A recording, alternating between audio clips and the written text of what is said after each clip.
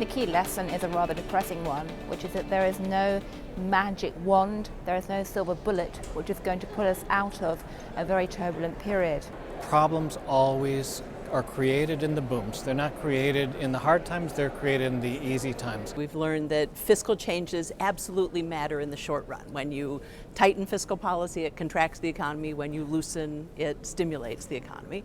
Many of the countries that are now in trouble enter the crisis with an already very high level of public debt. So for me, one lesson is that countries should use good times to lower public debt ratios.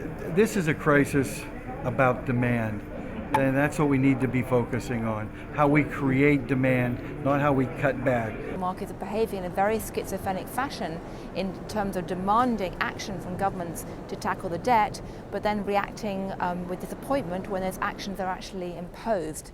I think the other thing we've learned is that long-run budget deficits matter, because nothing's harder for your budget deficit than having another recession. You need to get your fiscal house in order during the good times to give yourself the room to deal with the crisis.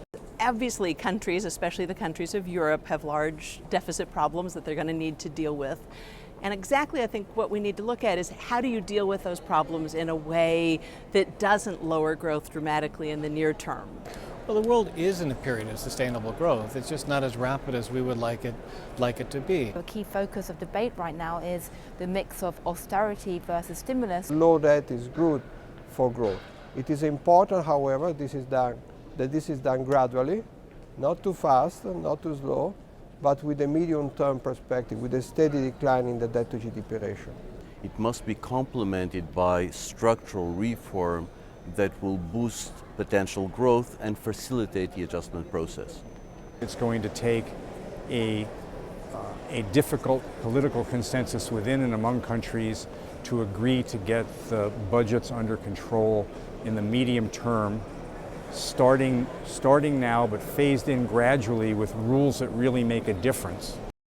I think the main value of an event like this is partly to swap ideas and experiences. Countries around the world are facing similar challenges and can learn very much from each other. Well, I think it's always a good thing to be exchanging ideas, to be debating experience, to have some experts in that you can argue their ideas, you can test, you can compare experiences.